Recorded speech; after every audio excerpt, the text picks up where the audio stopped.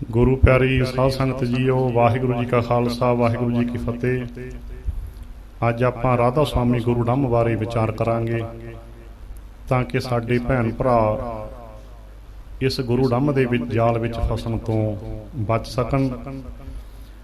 राधा स्वामियां समेत सारे कच्चे गुरु एक गल बार बार कहंदे हन कि देहधारी गुरु तो बिना पार उतारा नहीं हुंदा, पर सच ये है कि देह किसी नूं पार नहीं लाउंदी।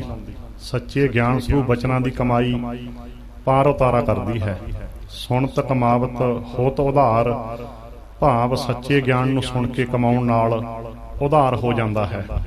ये कच्चे गुरु गुरु नानक घर दे चोर हन, ਜਿਹੜੇ ਗੁਰਬਾਣੀ ਵਿੱਚੋਂ ਕੁਝ ਪੰਗਤੀਆਂ ਚੋਰੀ ਕਰਕੇ ਉਹਨਾਂ ਪੰਗਤੀਆਂ ਦੇ ਆਪਣੇ ਮਤਲਬ ਦੇ ਅਰਥ ਕਰ ਲੈਂਦੇ ਹਨ ਅਤੇ ਭੋਲੇ ਭਾਲੇ ਲੋਕਾਂ ਨੂੰ ਆਪਣੇ ਗੁਰੂ ਡੰਮ ਦੇ ਜਾਲ ਵਿੱਚ ਫਸਾ ਲੈਂਦੇ ਹਨ। ਜਿਸ ਤਰ੍ਹਾਂ ਸ਼ਿਕਾਰੀ ਚੋਗਾ ਪਾ ਕੇ ਪੰਛੀਆਂ ਨੂੰ ਫਸਾ ਲੈਂਦਾ ਹੈ, ਇਸੇ ਤਰ੍ਹਾਂ ਇਹ ਕੱਚੇ ਗੁਰੂ ਗੁਰਬਾਣੀ ਨੂੰ ਚੋਗੇ ਦੀ ਤਰ੍ਹਾਂ ਵਰਤਦੇ ਹਨ। ਇੱਕ ਧਰਮੀ ਬੰਦਾ ਪੰਛੀਆਂ ਨੂੰ ਕਣਕ ਬਾਜਰੇ ਦਾ ਚੋਗਾ ਪਾਉਂਦਾ ਹੈ, ਇੱਕ ਸ਼ਿਕਾਰੀ ਵੀ ਕਣਕ ਬਾਜਰੇ ਦਾ ਚੋਗਾ ਹੀ ਪਾਉਂਦਾ ਹੈ। ਚੋਗੇ ਵਿੱਚ ਤਾਂ ਕੋਈ ਫਰਕ ਨਹੀਂ, ਪਰ ਚੋਗਾ ਪਾਉਣ ਦੀ ਭਾਵਨਾ ਵਿੱਚ ਫਰਕ ਹੈ। ਸ਼ਿਕਾਰੀ ਪੰਛੀਆਂ ਨੂੰ ਫਸਾਉਣ ਲਈ ਚੋਗਾ ਪਾਉਂਦਾ ਹੈ, ਇਸੇ ਤਰ੍ਹਾਂ ਇਹ ਕੱਚੇ ਗੁਰੂ ਗੁਰਬਾਣੀ ਨੂੰ ਸ਼ਿਕਾਰੀ ਵਾਲੇ ਚੋਗੇ ਦੀ ਤਰ੍ਹਾਂ ਵਰਤਦੇ ਹਨ।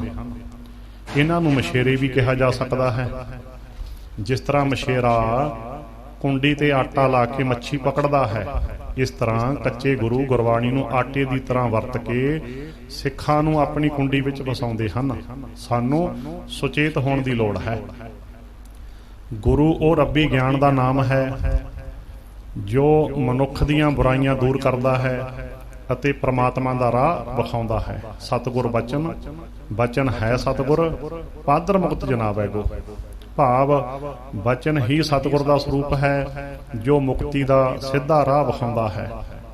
ਗੁਰਬਾਣੀ ਦਾ ਗਿਆਨ ਮਨੁੱਖ ਨੂੰ ਸੰਤੋਖੀ ਬਣਾਉਂਦਾ ਹੈ ਅਤੇ ਪ੍ਰਮਾਤਮਾ ਨਾਲ ਜੋੜਦਾ ਹੈ। ਮਹਾ ਸੰਤੋਖ ਹੋਵੇ ਗੁਰ ਬਚਨੀ, ਪ੍ਰਭ ਸਿਉ ਲਾਗੈ ਪੂਰਨ ਧਿਆਨ। ਭਾਵ ਗੁਰੂ ਬਚਨਾਂ ਦੁਆਰਾ ਪੂਰਾ ਸੰਤੋਖ ਆ ਜਾਂਦਾ ਹੈ ਅਤੇ ਧਿਆਨ ਪੂਰਨ ਤੌਰ ਤੇ ਪ੍ਰਮਾਤਮਾ ਨਾਲ ਜੁੜ ਜਾਂਦਾ ਹੈ। ਸੱਚਾ ਗਿਆਨ ਹੀ ਮਨੁੱਖ ਨੂੰ ਵਿਵੇਕੀ ਬਣਾਉਂਦਾ ਹੈ। ਕਹੋ ਕਬੀਰ ਮੈਂ ਸੋ ਗੁਰ ਪਾਇਓ, ਜਾ ਕਾ ਨਾਉ ਵਿਵੇਕੋ। ਸੰਤੋਖੀ ਮਨੁੱਖ ਹੀ ਪਰਉਪਕਾਰੀ ਤੇ ਸਦਾਚਾਰੀ ਹੁੰਦਾ ਹੈ। ਸੇਵ ਕੀਤੀ ਸੰਤੋਖੀ, ਜਿਨੀ ਸੱਚੋ ਸੱਚ ਧਿਆਇਆ। ਓਨੀ ਮੰਦਾ ਪੈਰ ਨਾ ਰੱਖਿਓ, ਕਰ ਸੁਕ੍ਰਿਤ ਧਰਮ ਕਮਾਇਆ। ਧੰਨ ਹਨ ਉਹ ਵਡਭਾਗੀ ਜਿਨ੍ਹਾਂ ਨੇ ਆਪਣੇ ਆਪ ਨੂੰ ਸਾਹਿਬ ਸ੍ਰੀ ਗੁਰੂ ਗ੍ਰੰਥ ਸਾਹਿਬ ਜੀ ਦੇ ਸਮਰਪਣ ਕਰਕੇ ਗੁਰਬਾਣੀ ਆਗਿਆ ਅਨੁਸਾਰ ਆਪਣੇ ਜੀਵਨ ਨੂੰ ਸਵਾਰਿਆ ਹੈ। ਗੁਰੂ ਨਾਨਕ ਪਾਤਸ਼ਾਹ ਨੇ ਅਜਿਹੇ ਰੱਬੀ ਗਿਆਨ ਨੂੰ ਹੀ ਆਪਣਾ ਗੁਰੂ ਹੋਣਾ ਫਰਮਾਇਆ ਹੈ ਅਤੇ 10 ਜਾਮੇ ਧਾਰਨ ਕਰਕੇ ਅਨੇਕਾਂ ਘਾਲਨਾਮਾ ਘਾਲ ਕੇ ਉਸ ਸ਼ਬਦ ਗੁਰੂ ਗਿਆਨ ਨੂੰ ਸਾਹਿਬ ਸ੍ਰੀ ਗੁਰੂ ਗ੍ਰੰਥ ਸਾਹਿਬ ਜੀ ਦੇ ਸਰੂਪ ਵਿੱਚ ਸੰਪੂਰਨਤਾ ਬਖਸ਼ੀ। ਮਹਾਨ ਬਖਸ਼ਿਸ਼ ਕਰਕੇ ਗੁਰੂ ਗ੍ਰੰਥ ਸਾਹਿਬ ਜੀ ਦੇ ਸਰੂਪ ਵਿੱਚ ਲੁਕਾਈ ਵਾਸਤੇ ਗੁਰਮੁਖ ਗਾਡੀ ਰਾਹ ਤਿਆਰ ਕੀਤਾ। ਗੁਰਬਾਣੀ ਦੀ ਸ਼ੁੱਧਤਾ ਕਾਇਮ ਰੱਖਣ ਵਾਸਤੇ ਪੰਜਵੇਂ ਪਾਤਸ਼ਾਹ ਜੀ ਨੂੰ ਤਸੀਹੇ ਭਰਪੂਰ ਸ਼ਹੀਦੀ ਦੇਣੀ ਪਈ, ਪਰ ਇਸ ਵਿੱਚ ਰਤਾ ਮਿਲਾਵਟ ਪ੍ਰਵਾਨ ਨਹੀਂ ਕੀਤੀ। ਗਿਆਨ ਸਰੂਪ ਗੁਰੂ ਸਦੀਵੀ ਹੈ। ਸਰੀਰ ਤਾਂ ਅੱਜ ਜੰਮਦਾ ਹੈ, ਕੱਲ ਮਰ ਜਾਂਦਾ ਹੈ। ਕੱਚੇ ਗੁਰੂਆਂ ਦੇ ਧਰਮ ਦੇ ਨਾਂ ਤੇ ਚਲਾਏ ਗਪੌੜ ਸਾਡੀ ਭਟਕਣਾ ਦਾ ਕਾਰਨ ਬਣ ਜਾਂਦੇ ਹਨ। ਗੁਰੂ ਗ੍ਰੰਥ ਸਾਹਿਬ ਜੀ ਨੂੰ ਗੁਰੂ ਧਾਰਨ ਕਰਨ ਦਾ ਇੱਕੋ ਇੱਕ ਤਰੀਕਾ ਹੈ, 5 ਪਿਆਰਿਆਂ ਤੋਂ ਖੰਡੇ ਦੀ ਪਹੁਲ ਲੈਣੀ ਅਤੇ ਪ੍ਰਣ ਕਰਨਾ ਕਿ ਅੱਜ ਤੋਂ ਬਾਅਦ ਮੈਂ ਸਿਵਾਏ ਗੁਰਬਾਣੀ ਦੇ ਹੋਰ ਕਿਸੇ ਨੂੰ ਗੁਰੂ ਨਹੀਂ ਮੰਨਾਂਗਾ। ਜੀਵਨ ਅਤੇ ਜੁੜਨ ਦੀ ਜੁਗਤ ਕੇਵਲ ਤੇ ਕੇਵਲ ਗੁਰੂ ਗ੍ਰੰਥ ਸਾਹਿਬ ਤੋਂ ਪ੍ਰਾਪਤ ਕਰਾਂਗਾ। ਰੱਬੀ ਗਿਆਨ ਨੂੰ ਹੀ ਪਾਤਸ਼ਾਹ ਨੇ ਮਨੁੱਖ ਮਾਤਰ ਦਾ ਸੱਚਾ ਗੁਰੂ ਹੋਣਾ ਮੰਨਿਆ ਹੈ ਅਤੇ ਉਸ ਦੇ ਗੁਰਬਾਣੀ ਸਰੂਪ ਵਿੱਚ ਸਾਨੂੰ ਉਸ ਦੇ ਲੜ ਲਾਇਆ ਹੈ। ਸਰੀਰ ਦਾ ਢੰਡੋਰਾ ਪਿੱਟਣ ਵਾਲੇ ਇਹ ਦੰਭੀ ਪਖੰਡੀ ਗੁਰੂ ਖੁਦ ਆਪਣੇ ਤੋਂ ਪਹਿਲਾਂ ਚੱਲ ਚੁੱਕਿਆਂ ਦੀਆਂ ਟੇਪਾਂ ਤੇ ਲਿਖਤਾਂ ਦਾ ਸਹਾਰਾ ਲੈਂਦੇ ਹਨ, ਪਰ ਦੂਜੇ ਪਾਸੇ ਕਹਿੰਦੇ ਹਨ ਗ੍ਰੰਥ ਗੁਰੂ ਨਹੀਂ ਹੋ ਸਕਦਾ। ਗ੍ਰੰਥ ਪੋਥੀਆਂ ਸੱਤ ਦੀ ਸ਼ੋਅ ਨਹੀਂ ਦੇ ਸਕਦੀਆਂ। ਨਾਲੇ ਪੋਥੀਆਂ ਛਪਵਾਈ ਜਾਂਦੇ ਹਨ, ਨਾਲੇ ਕਹਿੰਦੇ ਹਨ ਪੋਥੀਆਂ ਸੱਤ ਦੀ ਸ਼ੋਅ ਨਹੀਂ ਦੇ ਸਕਦੀਆਂ। ਕਿਤਨਾ ਵੱਡਾ ਧੋਖਾ ਹੈ ਸੰਗਤਾਂ ਨਾਲ। ਇੱਕ ਪਾਸੇ ਇਹ ਪਖੰਡੀ ਪ੍ਰਚਾਰਦੇ ਹਨ ਗੁਰਬਾਣੀ ਗੁਰੂ ਨਹੀਂ ਹੋ ਸਕਦੀ, ਦੂਜੇ ਪਾਸੇ ਵਰਤਦੇ ਵੀ ਗੁਰਬਾਣੀ ਹਨ। ਅੱਜ ਗੁਰਬਾਣੀ ਛੱਡ ਦੇਣ ਤਾਂ ਇਹਨਾਂ ਦੇ ਡੇਰਿਆਂ ਤੇ ਉੱਲੂ ਬੋਲਣਗੇ। ਦਸਮੇਸ਼ ਪਿਤਾ ਜੀ ਦੇ ਆਖਰੀ 52 ਵਚਨਾਂ ਵਿੱਚੋਂ ਉਪਦੇਸ਼ ਹੈ ਗੁਰਬਾਣੀ ਦੇ ਅਰਥ ਗੁਰੂ ਘਰ ਦੇ ਵਿਦਵਾਨਾਂ ਤੋਂ ਸਿੱਖਣੇ। ਕਿੰਨੀ ਦੂਰ ਅੰਦੇਸ਼ੀ ਹੈ ਦਸਮੇਸ਼ ਪਿਤਾ ਜੀ ਦੀ। ਉਹਨਾਂ ਨੂੰ ਪਤਾ ਸੀ ਕਿ ਪਖੰਡੀ ਗੁਰੂ ਬਾਣੀ ਵਰਤਣਗੇ, ਕਿਤੇ ਸਿੱਖ ਇਸ ਭੁਲੇਖੇ ਨਾਲ ਫਸ ਜਾਣ ਕਿ ਇਹ ਵੀ ਗੁਰਬਾਣੀ ਸਮਝਾਉਂਦੇ ਹਨ। ਇਸ ਲਈ ਉਹਨਾਂ ਨੇ ਕਿੰਨਾ ਸਮਾਂ ਪਹਿਲਾਂ ਹੀ ਸਾਨੂੰ ਸੁਚੇਤ ਕਰ ਦਿੱਤਾ ਕਿ ਗੁਰਬਾਣੀ ਦੇ ਅਰਥ ਗੁਰੂ ਗ੍ਰੰਥ ਸਾਹਿਬ ਨੂੰ ਗੁਰੂ ਮੰਨਣ ਵਾਲਿਆਂ ਤੋਂ ਸਿੱਖਣੇ, ਨਾ ਕਿ ਗੁਰਬਾਣੀ ਦੀ ਆੜ ਵਿੱਚ ਗੁਰੂ ਡੰਮ ਚਲਾਉਣ ਵਾਲੇ ਪਖੰਡੀ ਦੰਮੀ ਗੁਰੂਆਂ ਤੋਂ। ਸੋ ਸਾਨੂੰ ਕੱਚੇ ਗੁਰੂਆਂ ਤੋਂ ਬਚਣ ਦੀ ਲੋੜ ਹੈ। ਆਓ ਹੁਣ ਰਾਧਾ ਸੁਆਮੀ ਬਿਆਸ ਵਾਲਿਆਂ ਦੇ ਗੁਰੂ ਡੰਮ ਬਾਰੇ ਵਿਚਾਰ ਕਰਦੇ ਹਾਂ। ਰਾਧਾ ਸੁਆਮੀ ਗੁਰੂ ਡੰਮ ਦੇ ਬਾਨੀ ਸਿਵ ਦਿਆਲ ਸਿਉ ਆਗਰੇ ਦੇ ਖੱਤਰੀ ਸਨ। ਆਗਰੇ ਵਿੱਚ ਆਪ ਦੀ ਸੰਗਤ ਭਾਈ ਦਦਾਰ ਸਿੰਘ ਨਾਲ ਹੋਈ, ਜੋ ਪਿੱਛੋਂ ਗਿੱਲ ਜ਼ਿਲ੍ਹਾ ਲੁਧਿਆਣਾ ਦੇ ਸਨ। ਦਦਾਰ ਸਿੰਘ ਜੀ ਗੁਰੂ ਤੇਗ ਬਹਾਦਰ ਜੀ ਦੇ ਇਤਿਹਾਸਕ ਅਸਥਾਨ ਮਾਈ ਥਾਨ ਗੁਰਦੁਆਰਾ ਸਾਹਿਬ ਦੇ ਮਹੰਤ ਸਨ। ਚੰਗੇ ਵਿਦਵਾਨ ਤੇ ਅਭਿਆਸੀ ਸਨ। ਸਿਵ ਦਿਆਲ ਸਿਉ ਨੇ ਦਦਾਰ ਸਿੰਘ ਤੋਂ ਗੁਰਬਾਣੀ ਕਥਾ ਵਿਚਾਰ ਸਿੱਖੀ। ਕੁਝ ਸਮੇਂ ਬਾਅਦ ਸਿਵ ਦਿਆਲ ਸਿਉ ਵੀ ਗੁਰਦੁਆਰਾ ਮਾਈ ਥਾਨ ਆਗਰਾ ਵਿੱਚ ਗੁਰਬਾਣੀ ਦੀ ਕਥਾ ਵਿਚਾਰ ਕਰਨ ਲੱਗ ਪਏ। ਉਹਨਾਂ ਦਿਨਾਂ ਵਿੱਚ ਕੁਝ ਸਿੱਖ ਫੌਜਾਂ ਆਗਰੇ ਛਾਵਣੀ ਵਿੱਚ ਸਨ। ਉਹਨਾਂ ਵਿੱਚੋਂ ਕਈ ਸਿੰਘ ਮਾਈ ਥਾਨ ਗੁਰਦੁਆਰੇ ਜਾਂਦੇ ਸਨ। ਰਾਧਾ ਸੁਆਮੀਆਂ ਦੀ ਬਿਆਸ ਵਾਲੀ ਗੱਦੀ ਦੇ ਮੋਢੀ ਜੈਮਲ ਸਿੰਘ ਘੁਮਾਣ ਜ਼ਿਲ੍ਹਾ ਗੁਰਦਾਸਪੁਰ ਉਹਨਾਂ ਦਿਨਾਂ ਵਿੱਚ ਫੌਜ ਵਿੱਚ ਨੌਕਰ ਸਨ। ਉਹਨਾਂ ਦੀ ਪਲਟਨ ਆਗਰੇ ਵਿੱਚ ਸੀ। ਜੈਮਲ ਸਿੰਘ ਦਾ ਮੇਲ ਗੁਰਦੁਆਰਾ ਮਾਈ ਥਾਨ ਵਿੱਚ ਸਿਵ ਦਿਆਲ ਸਿਉ ਨਾਲ ਹੋਇਆ। ਗੁਰਬਾਣੀ ਦੀ ਕਥਾ ਸੁਣ ਕੇ ਸਤਸੰਗੀ ਬਣ ਗਏ। ਯੂਪੀ ਵਿੱਚ ਰਹਿਣ ਕਰਕੇ ਸਿਵ ਦਿਆਲ ਨੂੰ ਪਾਨ ਬੀੜੀ ਖਾਣ ਤੇ ਹੁੱਕਾ ਪੀਣ ਦੀ ਭੈੜੀ ਆਦਤ ਪੈ ਗਈ, ਜਿਸ ਦਾ ਵਰਣਨ ਰਾਧਾ ਸੁਆਮੀਆਂ ਦੇ ਪ੍ਰਸਿੱਧ ਗ੍ਰੰਥ ਸਾਰ ਬਚਨ ਵਿੱਚ ਵੀ ਮਿਲਦਾ ਹੈ। ਸਿੱਖ ਪਾਨ ਬੀੜੀ ਜਾਂ ਤਮਾਕੂ ਤੋਂ ਸਖਤ ਨਫ਼ਰਤ ਕਰਦੇ ਹਨ। ਇਸ ਲਈ ਹੁੱਕਾ ਪੀਣ ਤੇ ਬੀੜੀ ਖਾਣ ਕਰਕੇ ਕਈ ਸਥਾਨਕ ਸਿੱਖ ਤੇ ਫੌਜੀ ਸਿੰਘ ਸਿਵ ਦਿਆਲ ਦੇ ਗੁਰਦੁਆਰਾ ਮਾਈ ਥਾਨ ਵਿੱਚ ਕਥਾ ਕਰਨ ਪਰ ਇਤਰਾਜ਼ ਕਰਨ ਲੱਗ ਪਏ ਅਤੇ ਸਿਵ ਦਿਆਲ ਤੋਂ ਗਲਾਨੀ ਕਰਨ ਲੱਗ ਪਏ। ਇਸ ਲਈ ਉਹਨਾਂ ਨੂੰ ਆਪਣੇ ਘਰ ਵਿੱਚ ਵੱਖਰਾ ਸਤਸੰਗ ਸ਼ੁਰੂ ਕਰ ਦਿੱਤਾ। ਜੈਮਲ ਸਿੰਘ ਉਹਨਾਂ ਦੇ ਘਰ ਵੀ ਜਾਂਦੇ ਰਹੇ। ਸੋ ਇਸ ਤਰ੍ਹਾਂ ਸਿੱਖ ਪਲਟਨ ਵਿੱਚੋਂ ਬਾਬਾ ਜੈਮਲ ਸਿੰਘ ਸਿਵ ਦਿਆਲ ਸਿਉ ਦੇ ਚੇਲੇ ਬਣ ਗਏ, ਜੋ ਬਾਅਦ ਵਿੱਚ ਬਿਆਸ ਵਾਲੀ ਗੱਦੀ ਦੇ ਮੋਢੀ ਬਣੇ। ਦੂਸਰੇ ਆਗਰੇ ਦੇ ਇੱਕ ਡਾਕਖਾਨੇ ਮਹਿਕਮੇ ਦੇ ਮੁਲਾਜ਼ਮ ਰਾਏ ਬਹਾਦਰ ਸਾਲਗ੍ਰਾਮ ਆਪ ਦੇ ਚੇਲੇ ਬਣੇ, ਜੋ ਯੂਪੀ ਦੇ ਪਹਿਲੇ ਮਾਸਟਰ ਜਨਰਲ ਹੋਏ ਹਨ। ਉਹਨਾਂ ਦੇ ਅਸਰ ਰਸੂਖ ਦੇ ਕਾਰਨ ਕਈ ਆਦਮੀ ਇਸ ਮਤ ਵਿੱਚ ਸ਼ਾਮਲ ਹੋਏ। ਇਸ ਤਰ੍ਹਾਂ ਸਿਵ ਦਿਆਲ ਸਿਉ ਨੇ ਆਪਣਾ ਵੱਖਰਾ ਗੁਰੂ ਡੰਮ ਚਲਾ ਲਿਆ। ਇਹਨਾਂ ਦੇ ਸ਼ਰਧਾਲੂ ਆਪ ਨੂੰ ਸੁਆਮੀ ਦੀ ਪਦਵੀ ਨਾਲ ਸੰਬੋਧਨ ਕਰਦੇ ਹਨ। ਆਪ ਦੀ ਇਸਤਰੀ ਦਾ ਨਾਂ ਰਾਧਾ ਸੀ। ਸਿਵ ਦਿਆਲ ਸਿਉ ਦੇ ਉੱਤਰਾਧਿਕਾਰੀਆਂ ਨੇ ਰਾਧਾ ਸੁਆਮੀ ਗੁਰੂ ਡੰਮ ਚਲਾ ਲਿਆ। ਰਾਧਾ ਸੁਆਮੀ ਨਾਮ ਕੋਈ ਈਸ਼ਵਰਵਾਦੀ ਨਾਮ ਨਹੀਂ, ਨਾ ਹੀ ਇਸ ਦਾ ਮਾਇਨੇ ਸ਼ਬਦ ਸੁਰਤ ਹਨ। ਇਹ ਸਿਵ ਦਿਆਲ ਸਿਉ ਸੁਆਮੀ ਦੀ ਪਤਨੀ ਰਾਧਾ ਦੇ ਨਾਮ ਤੇ ਚੱਲਿਆ ਮਤ ਹੈ, ਜਿਸ ਦੇ ਮਾਇਨੇ ਅਤੇ ਰੂਪ ਨੂੰ ਬਾਅਦ ਵਿੱਚ ਬਦਲਣ ਦਾ ਵਿਅਰਥ ਯਤਨ ਕੀਤਾ ਗਿਆ ਹੈ। ਸਿਵ ਦਿਆਲ ਸਿਉ ਤੋਂ ਬਾਅਦ ਰਾਏ ਸਾਲਗ੍ਰਾਮ ਨੇ ਆਗਰੇ ਵਿਖੇ ਗੁਰੂ ਡੰਮ ਚਲਾ ਲਿਆ ਅਤੇ ਜੈਮਲ ਸਿੰਘ ਨੇ ਬਿਆਸ ਆ ਕੇ ਗੁਰੂ ਡੰਮ ਚਲਾ ਲਿਆ। ਸਿਵ ਦਿਆਲ ਸਿਉ ਨੇ ਜੈਮਲ ਸਿੰਘ ਨੂੰ ਕੋਈ ਗੁਰਗੱਦੀ ਨਹੀਂ ਦਿੱਤੀ। ਇਹ ਮਾਸ ਸ਼ਰਾਬ ਤਾਂ ਨਹੀਂ ਵਰਤਦੇ, ਪਰ ਹੁੱਕਾ ਬੀੜੀ ਸਿਗਰਟ ਤੋਂ, ਜੋ ਸਭ ਤੋਂ ਨਿਖਿੱਧ ਨਸ਼ਾ ਹੈ, ਆਪਣੇ ਸ਼ਰਧਾਲੂਆਂ ਨੂੰ ਨਹੀਂ ਵਰਜਦੇ, ਕਿਉਂਕਿ ਐਸਾ ਕਰਨ ਕਰਕੇ ਹਿੰਦੂਆਂ ਦੀ ਬਹੁ ਗਿਣਤੀ ਇਸ ਮੱਤ ਤੋਂ ਬਾਗੀ ਹੋ ਸਕਦੀ ਹੈ। ਬਸ ਇੰਨਾ ਕਹਿੰਦੇ ਹਨ ਕਿ ਡੇਰੇ ਵਿੱਚ ਤੰਬਾਕੂ ਨਹੀਂ ਵਰਤਣਾ, ਭਾਵ ਬਾਹਰ ਭਾਵੇਂ ਵਰਤੀ ਜਾਓ। ਇਹਨਾਂ ਨੂੰ ਇਹ ਨਹੀਂ ਪਤਾ ਕਿ ਸਰੀਰ ਪ੍ਰਮਾਤਮਾ ਦਾ ਡੇਰਾ ਹੈ। ਡੱਡਾ ਡੇਰਾ ਇਹ ਨਹੀਂ, ਜਹ ਡੇਰਾ ਤਹ ਜਾਣ, ਉਹ ਡੇਰਾ ਕਾ ਸੰਜਮੋ, ਗੁਰ ਕਾ ਸ਼ਬਦ ਪਛਾਣ। ਇੱਟਾਂ ਦੀ ਚਾਰ ਦੀਵਾਰੀ ਤੋਂ ਬਾਹਰ ਆ ਕੇ ਪਰਮਾਤਮਾ ਦੇ ਡੇਰੇ ਭਾਵ ਸਰੀਰ ਵਿੱਚ ਤੰਬਾਕੂ ਪਾ ਲਿਆ।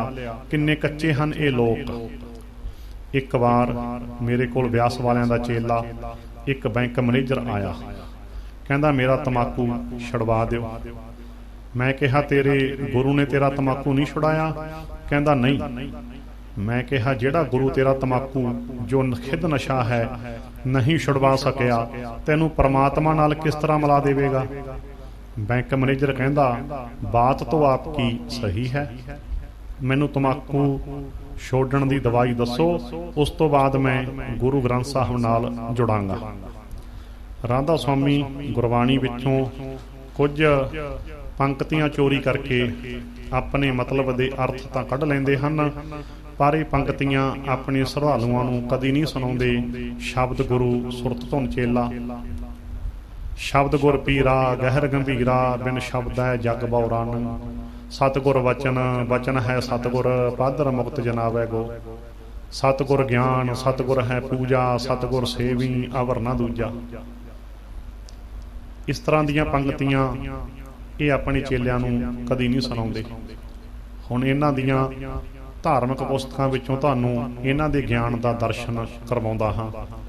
ਸਾਰ ਵਚਨ ਛੋਟੀ ਅਤੇ ਵੱਡੀ ਵਿੱਚ ਸੇਵਲ ਦਿਆਲ ਸਿਉ ਨੂੰ ਕੁੱਲ ਮਾਲਕ ਪੂਰਨ ਧਨੀ ਸੰਤ ਸਤਿਗੁਰੂ ਰਾਧਾ ਸੁਆਮੀ ਬਿਆਨ ਕੀਤਾ ਗਿਆ ਹੈ। ਜਿਸ ਸਿਵ ਦਿਆਲ ਸਿਉ ਨੂੰ ਪਾਨ, ਬੀੜੀ ਅਤੇ ਹੁੱਕਾ ਪੀਣ ਕਰਕੇ ਗੁਰਦੁਆਰਾ ਮਾਈ ਥਾਨ ਤੋਂ ਕਥਾ ਕਰਨ ਤੋਂ ਹਟਾ ਦਿੱਤਾ, ਉਸ ਨੂੰ ਕੁੱਲ ਮਾਲਕ ਭਾਵ ਰੱਬ ਬਣਾ ਧਰਿਆ। ਕੀ ਕੁੱਲ ਮਾਲਕ ਵੀ ਮਰਦਾ ਹੈ? ਸਾਰ ਵਚਨ ਵਿੱਚ ਲਿਖਿਆ ਹੈ, ਹੁੱਕਾ ਭਰ ਕੇ ਦਾਸੀ ਲਿਆਈ, ਰਾਧਾ ਸੁਆਮੀ ਢਿੱਡ ਬੈਠ ਪਲਾਈ। ਹੁੱਕਾ ਹੱਕ ਹੱਕ ਬੋਲੀ ਬੋਲਾ। ਬਿਆਸ ਵਾਲੇ ਜੈਮਲ ਸਿੰਘ ਤੇ ਸਾਵਣ ਸਿੰਘ ਦੇ ਚੇਲੇ ਹੁੱਕਾ ਹੱਕ ਹੱਕ ਬੋਲੀ ਬੋਲਾ ਦੀ ਥਾਂ ਸਤਿਗੁਰ ਹੱਕ ਹੱਕ ਬੋਲੀ ਬੋਲਾ ਕਹਿਣ ਲੱਗ ਪਏ। ਰਾਧਾ ਸੁਆਮੀਆਂ ਦੇ ਦੂਜੇ ਗੁਰੂ ਸਾਲਗਰਾਮ ਦੇ ਜੀਵਨ ਚਰਿੱਤਰ ਹਿੰਦੀ ਵਿੱਚ ਲਿਖਿਆ ਹੈ। ਇੱਕ ਵੇਰ ਸੁਆਮੀ ਸਿਵ ਦਿਆਲ ਸਿਉ ਨੇ ਆਪਣੇ ਚੇਲੇ ਰਾਏ ਸਾਲਗਰਾਮ ਨੂੰ ਕਿਹਾ ਕਿ ਛੇਤੀ ਹੁੱਕੇ ਪਰ ਅੱਗ ਧਰ ਕੇ ਲਿਆਓ, ਤਾਂ ਰਾਏ ਸਾਹਿਬ ਨੇ ਕੋਠਾ ਟੱਪ ਕੇ ਇੱਕ ਦੁਕਾਨ ਤੋਂ ਸੀਗਰ ਹੀ ਹੁੱਕੇ ਦੀ ਟੋਪੀ ਵਿੱਚ ਅੱਗ ਰੱਖ ਲਿਆਂਦੀ। ਇਹ ਹੈ ਇਹਨਾਂ ਦਾ ਬ੍ਰਹਮ ਗਿਆਨ। ਜਦੋਂ ਸਨ 1878 ਵਿੱਚ ਸੁਆਮੀ ਸਿਵ ਦਿਆਲ ਪ੍ਰਲੋਕ ਗਮਨ ਕਰ ਗਏ, ਤਾਂ 1.5 ਮਹੀਨਾ ਪਿੱਛੋਂ ਉਹਨਾਂ ਨੇ ਆਪਣੀ ਇੱਕ ਚੇਲੀ ਜਿਸ ਦਾ ਨਾਂ ਬੁੱਕੀ ਸੀ, ਸ਼ਬਦ ਸੁਰਤ ਦਾ ਅਭਿਆਸ ਕਰਦਿਆਂ ਦਰਸ਼ਨ ਦਿੱਤੇ। ਬੁੱਕੀ ਦੇ ਪ੍ਰਸ਼ਨ ਕਰਨ ਪਰ ਉੱਤਰ ਦਿੱਤਾ ਕਿ ਤੂੰ ਮੇਰੀ ਪਹਿਲੇ ਵਾਂਗ ਸੇਵਾ ਕਰਿਆ ਕਰ। ਉਹ ਪਿੱਛੋਂ ਕਿੰਨਾ ਚਿਰ ਬਿਸਤਰਾ ਵਿਛਾਉਂਦੀ ਅਤੇ ਹੁੱਕਾ ਭਰਦੀ ਰਹੀ। ਦੇਖੋ ਇਹਨਾਂ ਦਾ ਬ੍ਰਹਮ ਗਿਆਨ, ਮਰ ਕੇ ਵੀ ਤੰਬਾਕੂ ਤੋਂ ਖਹਿੜਾ ਨਹੀਂ ਛੁੱਟਿਆ। ਇਹ ਜੀਵਨ ਚਰਿੱਤਰ ਰਾਧਾ ਸੁਆਮੀ ਸਿਵ ਦਿਆਲ ਸਿਉ ਹਿੰਦੀ ਪੰਨਾ 70 ਉੱਤੇ ਲਿਖਿਆ ਹੈ। ਸਾਰ ਵਚਨ ਵਿੱਚ ਸੁਆਮੀ ਸਿਵ ਦਿਆਲ ਸਿਉ ਬਾਰੇ ਭੋਜਨ ਕਰਕੇ ਬੀੜੀ ਖਾਣ ਦਾ ਵਰਣਨ ਵੀ ਮਿਲਦਾ ਹੈ। ਫਿਰ ਭੋਜਨ ਕਰ ਬੀੜੀ ਖਾਈ, ਬੀੜੀ ਬਾਂਟੀ, ਕਨ੍ਹਈਆ ਭਾਈ ਸੀਤ ਪ੍ਰਸਾਦ ਸਭੀ ਮਿਲ ਲੀਨਾ, ਜਨਮ ਜੰਮ ਕੇ ਪਾਤਕ ਸ਼ੀਨਾ, ਕੁਰਲੀ ਦਈ ਸੁਆਮੀ ਕੁਲ ਮੇਰਾ ਉਧਾਰਾ, ਜਨਮ ਸਫਲ ਔਰ ਤਨ ਮਨ ਸੁਧਾਰਾ। ਸਾਰ ਵਚਨ ਪੰਨਾ 779। ਭਾਵ ਰਾਧਾ ਸੁਆਮੀ ਨੇ ਭੋਜਨ ਕਰਕੇ ਬਾਅਦ ਬੀੜੀ ਖਾਧੀ ਜੋ ਇੱਕ ਭਾਈ ਕਨ੍ਹਈਆ ਨੇ ਵੰਡੀ। ਸਾਰਿਆਂ ਨੇ ਸੁਆਮੀ ਜੀ ਦਾ ਸੀਤ ਪ੍ਰਸ਼ਾਦ ਲਿਆ। ਸੁਆਮੀ ਜੀ ਨੇ ਕੁਰਲੀ ਕਰਕੇ ਉਹਦਾ ਜਲ ਦਿੱਤਾ, ਜਿਸ ਨਾਲ ਮੇਰੀ ਕੁਲ ਤਰ ਗਈ, ਤਨ ਮਨ ਜਨਮ ਸਫਲ ਹੋ ਗਿਆ। ਦੇਖਿਆ ਇਹਨਾਂ ਦਾ ਗਿਆਨ, ਕੁਰਲੀ ਦਾ ਪਾਣੀ ਪੀ ਕੇ ਕੁਲ ਤਰ ਗਈ। ਕੀ ਲੋੜ ਹੈ ਸੇਵਾ ਸਿਮਰਨ ਦੀ? ਕੁਰਲੀ ਦਾ ਪਾਣੀ ਪੀ ਕੇ ਹੀ ਜਨਮ ਸਫਲ ਹੋ ਗਿਆ। ਰਾਧਾ ਸੁਆਮੀਆਂ ਦੀ ਪੁਸਤਕ ਸਾਰ ਵਚਨ ਵਿੱਚ ਇੱਕ ਬੜੀ ਗਲਤ ਬਿਆਨੀ ਕੀਤੀ ਗਈ ਹੈ। ਉਹ ਇਸ ਤਰ੍ਹਾਂ ਹੈ। ਸਤਿਗੁਰ ਤ੍ਰੇਤਾ ਦੁਆਪਰ ਬੀਤਾ, ਕਾਹੂ ਨਾ ਜਾਨੀ ਸ਼ਬਦ ਕੀ ਰੀਤਾ। ਕਲ ਯੁਗ ਮੇਂ ਸੁਆਮੀ ਦਇਆ ਵਿਚਾਰੀ, ਪ੍ਰਗਟ ਕਰਕੇ ਸ਼ਬਦ ਪੁਕਾਰੀ। ਭਾਵ ਪਿਛਲੇ ਤਿੰਨੇ ਯੁੱਗਾਂ ਵਿੱਚ ਕਿਸੇ ਨੂੰ ਸ਼ਬਦ ਸੁਰਤ ਤੇ ਨਿਜ ਧੰਮ ਦਾ ਗਿਆਨ ਨਹੀਂ ਹੋਇਆ। ਕਲਯੁਗ ਵਿੱਚ ਦਇਆ ਕਰਕੇ ਸੁਆਮੀ ਨੇ ਸ਼ਬਦ ਪ੍ਰਗਟ ਕੀਤਾ ਹੈ। ਹੁਣ ਸੋਚੋ, ਜਿਸ ਦਾ ਤਿੰਨਾਂ ਯੁੱਗਾਂ ਵਿੱਚ ਪਤਾ ਨਹੀਂ ਲੱਗਾ, ਉਸ ਦਾ 19ਵੀਂ ਸਦੀ ਦੇ ਮੱਧ ਵਿੱਚ ਸ਼ਿਵ ਦਿਆਲ ਸਿਉ ਨੂੰ ਵੀ ਪਤਾ ਲੱਗਾ। ਜਿਸ ਦਾ ਤਿੰਨਾਂ ਯੁੱਗਾਂ ਵਿੱਚ ਪਤਾ ਨਹੀਂ ਲੱਗਾ, ਉਸ ਦਾ 19ਵੀਂ ਸਦੀ ਦੇ ਮੱਧ ਵਿੱਚ ਸ਼ਿਵ ਦਿਆਲ ਸਿਉ ਨੂੰ ਹੀ ਪਤਾ ਲੱਗਿਆ। ਕੀ ਕੋਈ ਅਕਲ ਵਾਲਾ ਆਦਮੀ ਮੰਨ ਸਕਦਾ ਹੈ ਕਿ ਸ਼ਿਵ ਦਿਆਲ ਤੋਂ ਪਹਿਲਾਂ ਕਿਸੇ ਨੂੰ ਸ਼ਬਦ ਸੁਰਤ ਜਾਂ ਨਿਜ ਧਾਮ ਦਾ ਗਿਆਨ ਨਹੀਂ ਹੋਇਆ? ਧੰਨ ਗੁਰੂ ਨਾਨਕ ਸਾਹਿਬ ਕਹਿ ਰਹੇ ਹਨ, ਸ਼ਬਦ ਗੁਰੂ ਸੁਰਤ ਧੁਨ ਚੇਲਾ। ਜੈਸੇ ਜਲ ਮੈਂ ਕਮਲ ਨਿਰਾਲਮ ਮੁਰਗਾਈ, ਨੈ ਸਾਣੇ ਸੁਰਤ ਸ਼ਬਦ ਭਵ ਸਾਗਰ ਤਰੀਆ, ਨਾਨਕ ਨਾਮ ਬਖਾਣੇ। ਪਰ ਇਹ ਸ਼ਬਦ ਸੁਰਤ ਦੇ ਠੇਕੇਦਾਰ ਬਣ ਰਹੇ ਹਨ। ਸਾਰ ਵਚਨ ਨਾਂ ਦੀ ਕਿਤਾਬ ਵਿੱਚ ਅੱਗੇ ਲਿਖਿਆ ਹੈ ਕਿ ਐਸਾ ਆਸਾਨ ਤਰੀਕਾ गुज़श्ता जमाना से लेकर आज तक किसी ने भी नहीं बतलाया। राधा स्वामिया ने राधा स्वामी धाम तीकर पुजण लई एक बहुत लुभाणा रूहानी सफ़र का नक्शा खिंचिया है। इस सफ़र नूं तय करन लई पहलां आलती पालती आसन लाउणा पैंदा है, जिस अनुसार पैरां भार बैठना, ਉਂਗਲਾਂ ਨਾਲ ਕੰਨ ਬੰਦ ਕਰ ਲੈਣੇ ਅਤੇ ਦੋ ਉਂਗਲਾਂ ਬੰਦ ਕੀਤੀਆਂ ਅੱਖਾਂ ਪਰ ਰੱਖ ਲੈਣੀਆਂ। ਇਸ ਆਸਣ ਤੋਂ ਉਪਰੰਤ ਅੱਖਾਂ ਦੇ ਮੱਧ ਤ੍ਰਿਕੁਟੀ ਵਿੱਚ ਸੁਰਤ ਨੂੰ ਟਿਕਾਉਣਾ ਅਤੇ ਰਾਧਾ ਸੁਆਮੀ ਗੁਰੂ ਦੇ ਸਰੀਰ ਜਾਂ ਫੋਟੋ ਦਾ ਧਿਆਨ ਕਰਨਾ ਅਤੇ ਨਾਮ ਨੂੰ ਰਟਣਾ ਮੁੱਖ ਸਾਧਨ ਹੈ। ਇੱਥੋਂ ਇਹਨਾਂ ਦੀ ਸਾਰ ਵਚਨ ਪੁਸਤਕ ਮੁਤਾਬਕ ਰੂਹਾਨੀ ਸਫ਼ਰ ਸ਼ੁਰੂ ਹੁੰਦਾ ਹੈ। ਇਸ ਸਫ਼ਰ ਵਿੱਚ ਯੋਜਨਾ ਦੀ ਗਿਣਤੀ ਮਿਣਤੀ ਬੜਾ ਹੈਰਾਨ ਕਰਨ ਵਾਲੀ ਹੈ। ਰੂਹ 2 ਕਰੋੜ ਯੋਜਨ ਉਤਾਂਹ ਚੜ੍ਹ ਕੇ ਸੁੰਨ ਵਿੱਚ ਪਹੁੰਚੀ। ਉੱਥੇ ਆਬਿਆ ਹੱਥ ਦੇ ਭਰੇ ਹੋਏ ਤਲਾਅ, ਖਿੜੇ ਹੋਏ ਚਮਨ ਤੇ ਗੁਲਸ਼ਨ, ਸੁੰਦਰ ਔਰਤਾਂ ਦੀ ਸ਼ਕਲ ਵਿੱਚ ਰੂਹਾਂ ਨਾਚ ਕਰਦੀਆਂ ਹਨ। ਹੀਰਿਆਂ ਜੜੇ ਚਬੂਤਰੇ, ਪੰਨਿਆਂ ਦੇ ਕਿਆਰੇ, ਜਵਾਹਰਾਤਾਂ ਦੇ ਬੂਟੇ ਹਨ। ਤਲਾਬਾਂ ਵਿੱਚ ਚਮਕਦਾਰ ਮੱਛੀਆਂ ਤਰਦੀਆਂ ਹਨ ਅਤੇ ਸੀਸ ਮਹਿਲ ਬਣੇ ਹੋਏ ਹਨ। ਇਹ ਅੰਦਰ ਦੀ ਮਾਇਕੀ ਵਿਰਤੀ ਦਾ ਹੀ ਨਜ਼ਾਰਾ ਹੈ। ਸੁੰਦਰ ਔਰਤਾਂ, ਹੀਰੇ, ਲਾਲ ਜਵਾਹਰਾਤ, ਸੀਸ ਮਹਿਲ, ਪਰ ਇਸ ਵਿੱਚ ਸੱਚਾਈ ਕੋਈ ਨਹੀਂ। ਸਭ ਗਪੌੜ ਸੰਖ ਹਨ। ਪੁੱਛਣ ਵਾਲਾ ਹੋਵੇ ਕਿ 2 ਕਰੋੜ ਯੋਜਨ ਦਾ ਨਾਪ ਕਿਵੇਂ ਹੋਇਆ ਤੇ ਕਿਹਨੇ ਕੀਤਾ, ਇਸ ਦਾ ਰਾਧਾ ਸੁਆਮੀਆਂ ਕੋਲ ਕੋਈ ਜਵਾਬ ਨਹੀਂ। ਫਿਰ ਅਗਲੀ ਰੂਹਾਨੀ ਮੰਜ਼ਿਲ ਬਾਬਤ ਲਿਖਦੇ ਹਨ, ਪਹਿਲੇ ਰੂਹ 5 ਅਰਬ 75 ਕਰੋੜ ਯੋਜਨ ਉਤਾਂਹ ਗਈ, ਫਿਰ ਖਰਬ ਯੋਜਨ ਥੱਲੇ ਡੂੰਘਾਈ ਵਿੱਚ ਚਲੀ ਗਈ, ਫਿਰ ਮੁੜ ਕੇ ਉਤਾਂਹ ਪਰਤ ਆਈ। ਇਹ ਗਧੀ ਗੇੜ ਪੈਣ ਵਾਲੀ ਗੱਲ ਹੈ। ਨਿਰੇ ਗਪੌੜ ਹਨ, ਕੋਈ ਸਚਾਈ ਨਹੀਂ। ਕਿਹਨੇ ਮਿਣਤੀ ਕੀਤੀ ਖਰਬਾਂ ਯੋਜਨਾਂ ਦੀ? ਕਿਹੜਾ ਮੀਟਰ ਸੀ ਰੂਹ ਦੇ ਨਾਲ ਜਿਹੜਾ ਫਾਸਲੇ ਨੂੰ ਨਾਪਦਾ ਗਿਆ? ਯਾਦ ਰੱਖੋ, 1 ਯੋਜਨ ਵਿੱਚ 4 ਮੀਲ ਹੁੰਦੇ ਹਨ। 4 ਖਰਬ ਮੀਲ ਕਿਹੜੇ ਮੀਟਰ ਨੇ ਰਿਕਾਰਡ ਕੀਤੀ? ਰੂਹਾਨੀ ਸਫ਼ਰ ਦੀਆਂ ਝਾਕੀਆਂ ਤੋਂ ਬਿਨਾਂ ਰਾਧਾ ਸੁਆਮੀ ਯੋਗ ਮਤ ਦੇ ਦੱਸੇ ਹੋਏ 6 ਚੱਕਰਾਂ ਵਿੱਚੋਂ ਵੀ ਸੁਰਤ ਨੂੰ ਘੁਮਾਉਂਦੇ ਹਨ। ਇਸ ਤੋਂ ਪਤਾ ਲੱਗਦਾ ਹੈ ਕਿ ਕਿਵੇਂ ਯੋਗ ਮਤ ਦੀ ਨਕਲ ਕਰਕੇ ਇਹਨਾਂ ਨੇ ਭੋਣੇ ਭਾਲੇ ਲੋਕਾਂ ਨੂੰ ਭੰਬਲ ਭੂਸਿਆਂ ਵਿੱਚ ਪਾਉਣ ਦਾ ਯਤਨ ਕੀਤਾ ਹੈ। ਰਾਧਾ ਸੁਆਮੀ ਜੋ ਨਾਮ ਦਿੰਦੇ ਹਨ ਉਸ ਨੂੰ ਗੁਪਤ ਰੱਖਣ ਲਈ ਕਹਿੰਦੇ ਹਨ ਕਿ ਕਿਸੇ ਨੂੰ ਦੱਸਣਾ ਨਹੀਂ, ਕਿਉਂਕਿ ਚੋਰੀ ਦਾ ਮਾਲ ਲੁਕੋ ਕੇ ਹੀ ਰੱਖਣਾ ਪੈਂਦਾ ਹੈ। ਇਹਨਾਂ ਨੇ 4 ਸ਼ਬਦ ਜੋਤ ਨਿਰੰਜਨ, ਓਅੰਕਾਰ, ਸੋਹੰ, ਸਤਨਾਮ ਵੱਖ-ਵੱਖ ਥਾਵਾਂ ਤੋਂ ਚੋਰੀ ਕੀਤੇ ਹਨ। ਇੱਕ ਸ਼ਬਦ ਨਿਰੰਕਾਰ ਆਪਣੇ ਕੋਲੋਂ ਬਣਾਇਆ ਹੈ। ਇੱਥੇ ਦਾਸ ਤੁਹਾਨੂੰ ਇੱਕ ਕਹਾਣੀ ਸੁਣਾਉਂਦਾ ਹੈ। ਇੱਕ ਵਾਰੀ ਇੱਕ ਮਾਈ ਕਿਸੇ ਕੱਚੇ ਗੁਰੂ ਕੋਲ ਚਲੀ ਗਈ। ਜਾ ਕੇ ਕਹਿੰਦੀ, ਜੀ ਮੈਂ ਨਾਮ ਲੈਣਾ ਹੈ। ਕੱਚਾ ਗੁਰੂ ਕਹਿੰਦਾ, ਮਾਈ ਤੈਨੂੰ ਨਾਮ ਤਾਂ ਦੇ ਦਿੰਦਾ ਹਾਂ, ਪਰ ਸਾਡੇ ਵਾਲਾ ਨਾਮ ਕਿਸੇ ਨੂੰ ਦੱਸਣਾ ਨਹੀਂ, ਗੁਪਤ ਰੱਖਣਾ ਹੈ। ਭੋਲੀ ਮਾਈ ਕਹਿੰਦੀ ਜੀ ਮੈਥੋਂ ਗੁਪਤ ਤਾਂ ਨਹੀਂ ਰੱਖਿਆ ਜਾਣਾ, ਮੈਥੋਂ ਤਾਂ ਦੱਸਿਆ ਜਾਊ।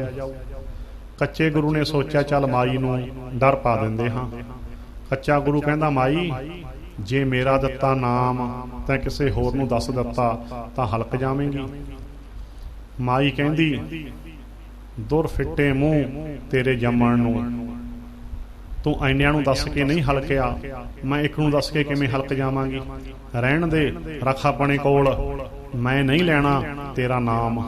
ਸੋ ਕਹਿਣ ਦਾ ਭਾਵ ਨਾਮ ਕੋਈ ਗੁਪਤ ਵਸਤੂ ਨਹੀਂ।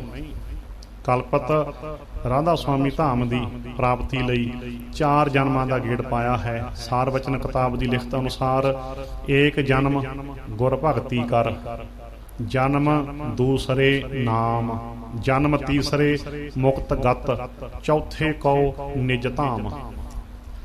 ਹੁਣ ਜੀਵਨ ਚਰਿੱਤਰ ਸਵਾਮੀ ਸਿਵ ਦਿਆਲ ਸਫਾ 46-47 ਉੱਤੇ ਲਿਖੀ ਇੱਕ ਘਟਨਾ ਸੁਣੋ।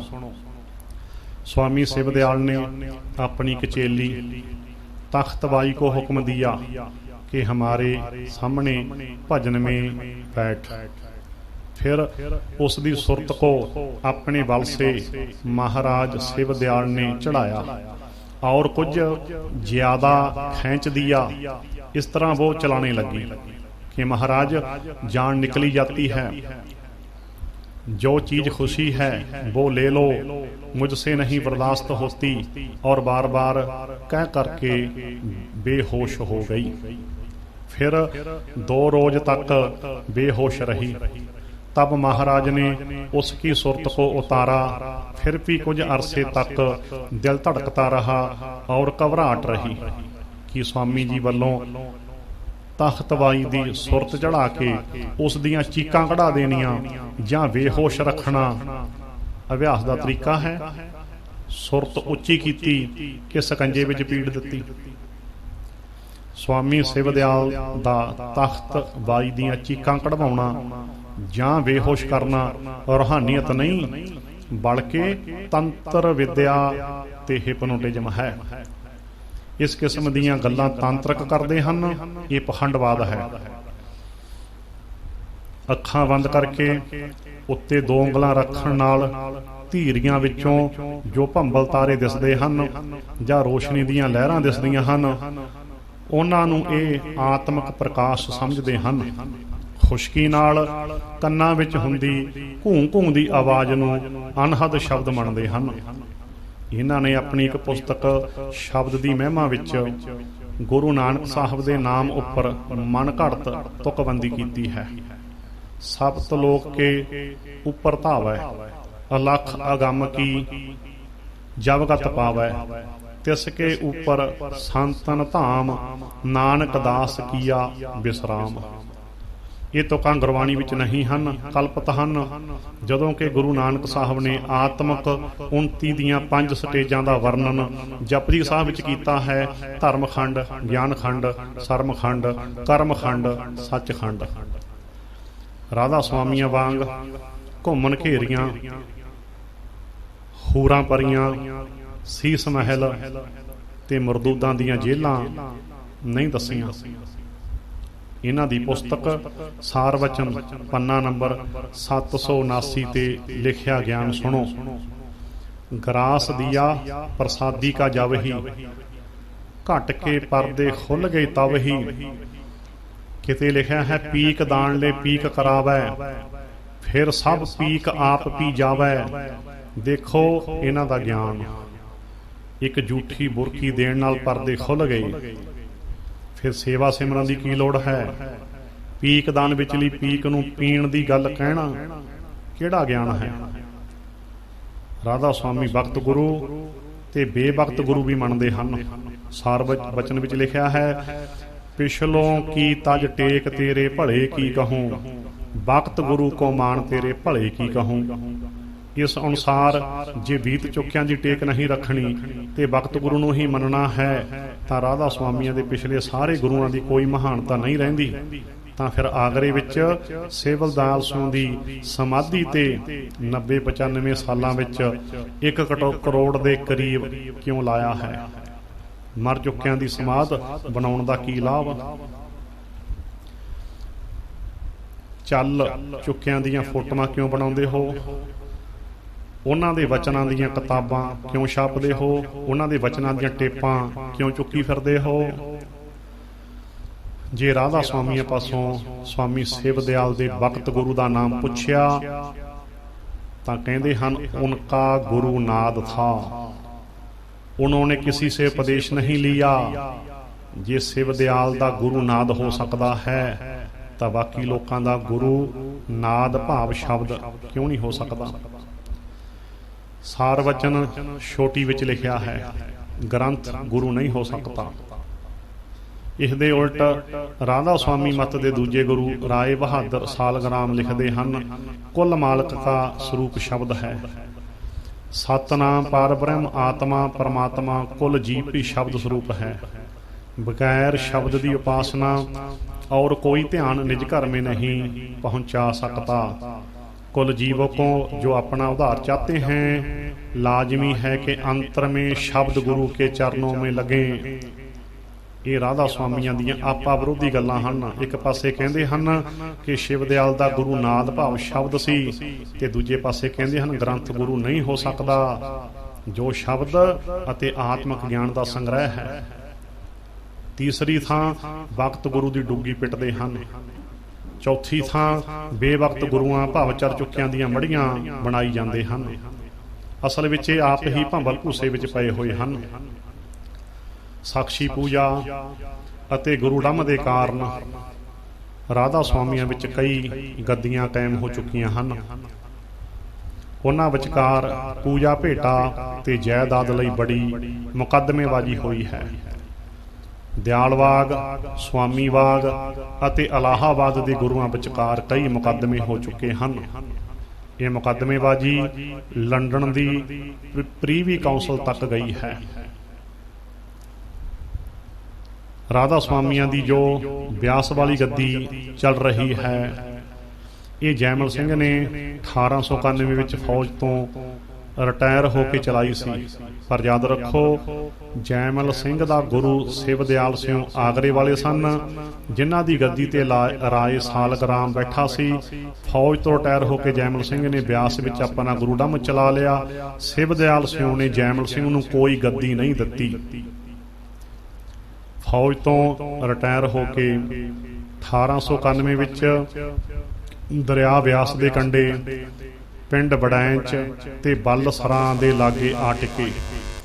बलसरां दे सिखां ने बाबा जैमल सिंह नूं सिख साधु समझ के पिंड की सांझी जमीन विचों धर्मशाला बनाउण लई 11 कनाल 16 मरले जमीन दित्ती, जिस दी रजिस्ट्री नंबर 254 मिति 14 जून 1897 नूं गुरु ग्रंथ साहिब दे नाम हुई।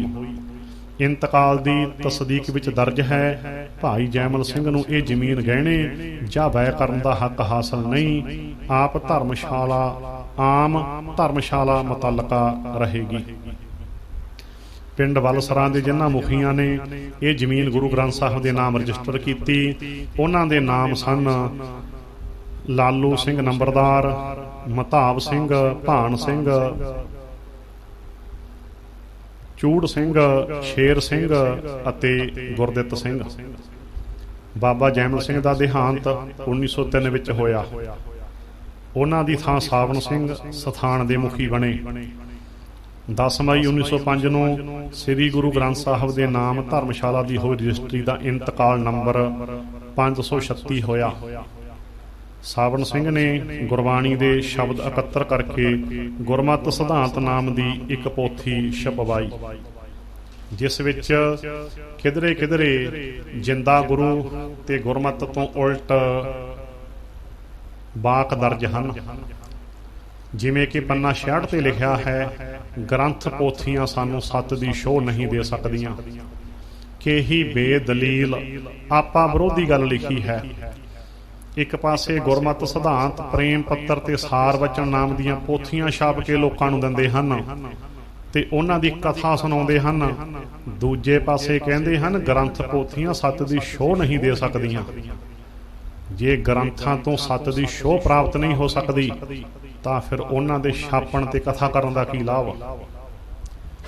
ਹਜ਼ਾਰਾਂ ਵਰਸਾਂ ਦੇ ਅਨੁਭਵ ਅਤੇ ਤਜਰਬੇ ਦੇ ਬਾਅਦ ਮਨੁੱਖਤਾ ਪਾਸ ਜੋ ਗਿਆਨ ਪ੍ਰਕਾਸ਼ਮਾਨ ਹੋਇਆ ਹੈ ਤੇ ਸੁਰੱਖਿਅਤ ਹੈ, ਉਹ ਲਿਖਤ ਰੂਪ ਵਿੱਚ ਭਾਵ ਗ੍ਰੰਥ ਰੂਪ ਵਿੱਚ ਹੀ ਹੈ। ਇਸੇ ਲਈ ਗੁਰੂ ਅਰਜਨ ਸਾਹਿਬ ਜੀ ਲਿਖਦੇ ਹਨ, ਪੋਥੀ ਪਰਮੇਸ਼ਰ ਕਾ ਥਾਨ। ਪ੍ਰਸਿੱਧ ਵਿਚਾਰਵਾਨ ਕਾਰਲਾਈਲ ਦਾ ਕਥਨ ਹੈ, ਅਸੀਂ ਮਹਾਂਪੁਰਖਾਂ ਦੇ ਆਤਮਿਕ ਦਰਸ਼ਨ ਉਹਨਾਂ ਦੀ ਬਾਣੀ ਵਿੱਚੋਂ ਕਰ ਸਕਦੇ ਹਾਂ। ਬਾਬੂ ਸਾਵਣ ਸਿੰਘ ਸਾਰੀ ਉਮਰ ਗੁਰਬਾਣੀ ਦੀ ਕਥਾ ਕਰਦੇ ਰਹੇ। ਅਨੁਭਵ ਤੇ ਆਤਮ ਗਿਆਨ ਸਤਿਗੁਰੂਆਂ ਤੇ ਭਗਤਾਂ ਦਾ ਬਿਆਨ ਕਰਨਾ ਤੇ ਪਿੱਛੋਂ ਕਹਿਣਾ ਸਾਨੂੰ ਗੁਰੂ ਮੰਨੋ, ਆਪਾ ਵਿਰੋਧੀ ਤੇ ਹਾਸੋਹੀਣੀ ਗੱਲ ਹੈ। ਇਹ ਤਾਂ ਉਹ ਗੱਲ ਹੋਈ, ਕੋਈ ਨਿਊਟਨ ਦਾ ਲਾ ਸਮਝਾ ਕੇ ਕਹੇ ਮੈਂ ਨਿਊਟਨ ਹਾਂ, ਕੋਈ ਪੈਥਾਗੋਰਸ ਦਾ ਸਿਧਾਂਤ ਪੜ੍ਹਾ ਕੇ ਕਹੇ ਮੈਂ ਪੈਥਾਗੋਰਸ ਹਾਂ, ਕੋਈ ਗੀਤਾ ਦੇ ਅਰਥ ਸੁਣਾ ਕੇ ਕਹੇ ਮੈਂ ਕ੍ਰਿਸ਼ਨ ਹਾਂ, ਕੋਈ ਗੁਰੂ ਗ੍ਰੰਥ ਸਾਹਿਬ ਦੀ ਗੁਰਬਾਣੀ ਸੁਣਾ ਕੇ ਕਹੇ ਮੈਂ ਗੁਰੂ ਹਾਂ। ਕਿੰਨੀ ਮੂਰਖਤਾ ਹੈ। ਕਈ ਕਹਿੰਦੇ ਹਨ ਰਾਧਾ ਸੁਆਮੀ ਤਾਂ ਸਤਸੰਗ ਵੇਲੇ ਗੁਰਬਾਣੀ ਦੀ ਵਰਤੋਂ ਹੀ ਕਰਦੇ ਹਨ। ਇਹ ਯਾਦ ਰੱਖਣ ਦੀ ਲੋੜ ਹੈ ਕਿ ਰਾਧਾ ਸੁਆਮੀ ਗੁਰਬਾਣੀ ਨੂੰ ਗੁਰਮਤ ਦਰਸਾਉਣ ਲਈ ਨਹੀਂ ਪੜ੍ਹਦੇ, ਬਲਕਿ ਆਪਣੇ ਗੁਰੂ ਡੰਮ ਦੇ ਪ੍ਰਚਾਰ ਲਈ ਵਰਤਦੇ ਹਨ। ਸਨ 1947 ਵਿੱਚ ਸਾਵਣ ਸਿੰਘ ਨੇ ਕਈ ਸਾਥੀਆਂ ਨੂੰ ਕਿਹਾ ਕਿ ਮੇਰੇ ਉੱਤਰਾਧਿਕਾਰੀ ਸੰਤ ਕਿਰਪਾਲ ਸਿੰਘ ਹੋਣਗੇ, ਪਰ ਉਹ ਨਹੀਂ ਬਣ ਸਕੇ। ਸਨ 1948 ਵਿੱਚ ਸਾਵਣ ਸਿੰਘ ਦੇ ਦੇਹਾਂਤ ਹੋ ਗਿਆ। ਸਨ 1948 ਵਿੱਚ ਸਾਵਣ ਸਿੰਘ ਦਾ ਦੇਹਾਂਤ ਹੋ ਗਿਆ। ਸਾਵਣ ਸਿੰਘ ਦੇ ਪੋਤਰੇ ਚਰਨ ਸਿੰਘ ਨੇ ਬਿਆਸ ਵਾਲੇ ਰਾਧਾ ਸੁਆਮੀਆਂ ਨਾਲ ਗੰਢ ਤੁਪ ਕਰਕੇ ਸਰਦਾਰ ਬਹਾਦਰ ਜਗਤ ਸਿੰਘ ਨੂੰ ਗੁਰੂ ਬਣਾਇਆ। ਸੰਤ ਕਿਰਪਾਲ ਸਿੰਘ ਨੇ ਆਪਣਾ ਵੱਖਰਾ ਮਤ ਕਿਰਪਾਲ ਸਾਵਨ ਮਿਸ਼ਨ ਚਲਾ ਲਿਆ, ਬਿਆਸ ਵਾਲੇ ਨਾਲੋਂ ਵੱਖ ਹੋ ਗਿਆ। ਲਓ ਜੀ, ਇੱਕ ਨਵਾਂ ਗੁਰੂ ਡੰਮ ਕਿਰਪਾਲ ਸਾਵਨ ਇਹਨਾਂ ਰਾਧਾ ਸੁਆਮੀਆਂ ਦੇ ਵਿੱਚੋਂ ਵੱਖ ਹੋ ਕੇ ਨਵਾਂ ਚੱਲ ਪਿਆ। ਸਨ 1951 ਵਿੱਚ ਸਰਦਾਰ ਬਹਾਦਰ ਜਗਤ ਸਿੰਘ ਦੇ ਦੇਹਾਂਤ ਤੋਂ ਬਾਅਦ ਚਰਨ ਸਿੰਘ ਗੁਰੂ ਬਣ ਗਏ। ਉਹਨਾਂ ਵਿਰੁੱਧ ਸਨ 1954 ਵਿੱਚ ਪਿੰਡ ਬਲਸਰਾਂ ਦੇ ਸਾਧੂ ਸਿੰਘ, ਤੇਜਾ ਸਿੰਘ, ਦਰਸ਼ਨ ਸਿੰਘ ਅਤੇ ਗੁਰਦਾਸ ਮੱਲ ਨੇ ਸੀਨੀਅਰ ਸਬ ਜੱਜ ਅੰਮ੍ਰਿਤਸਰ ਦੀ ਅਦਾਲਤ ਵਿੱਚ ਇੱਕ ਕੇਸ ਦਾਇਰ ਕੀਤਾ ਕਿ ਡੇਰਾ ਬਾਬਾ ਜੈਮਲ ਸਿੰਘ ਦੀ 11 ਕਨਾਲ 16 ਮਰਲੇ ਜ਼ਮੀਨ ਸ੍ਰੀ ਗੁਰੂ ਗ੍ਰੰਥ ਸਾਹਿਬ ਦੇ ਨਾਂ ਰਜਿਸਟਰੀ ਹੈ, ਉੱਥੇ ਪੁਰਾਤਨ ਮਰਜ਼ਾਦਾ ਕਾਇਮ ਰੱਖੀ ਜਾਵੇ। 24 ਜੂਨ 1954 ਨੂੰ ਚਰਨ ਸਿੰਘ ਨੇ ਜਵਾਬੀ ਦਾਅਵੇ ਵਿੱਚ ਕਿਹਾ, ਅਸੀਂ ਗੁਰੂ ਗ੍ਰੰਥ ਸਾਹਿਬ ਨੂੰ ਇਸ਼ਟ ਨਹੀਂ ਮੰਨਦੇ, ਇਹ ਥਾਂ ਸਾਡੀ ਨਿੱਜੀ ਜਾਇਦਾਦ ਹੈ, ਗੁਰੂ ਗ੍ਰੰਥ ਸਾਹਿਬ ਦੀ ਬੀੜ ਚੁੱਕ ਦਿੱਤੀ ਗਈ ਹੈ। ਸਰਦਾਰ ਤੇਜਾ ਸਿੰਘ ਤੇ ਸਾਧੂ ਸਿੰਘ ਦੇ ਕੇਸ ਦਾ ਫੈਸਲਾ ਹਾਈ ਕੋਰਟ ਵਿੱਚੋਂ ਉਹਨਾਂ ਦੇ ਹੱਕ ਵਿੱਚ ਹੋਇਆ।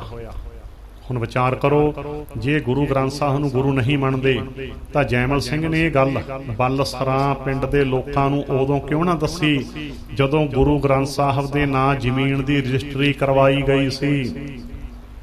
ਉਦੋਂ ਜੈਮਲ ਸਿੰਘ ਸੱਚ ਬੋਲ ਕੇ ਦੱਸਦਾ ਕਿ ਮੇਰਾ ਗੁਰੂ ਤਾਂ ਸਿਵ ਦਿਆਲ ਸਿਉ ਆਗਰੇ ਵਾਲਾ ਹੈ, ਹੁਣ ਮੈਂ ਆਪਣਾ ਗੁਰੂ ਡੰਮ ਚਲਾ ਰਿਹਾ ਹਾਂ, ਓਲਾ ਕਿਉਂ ਰੱਖਿਆ?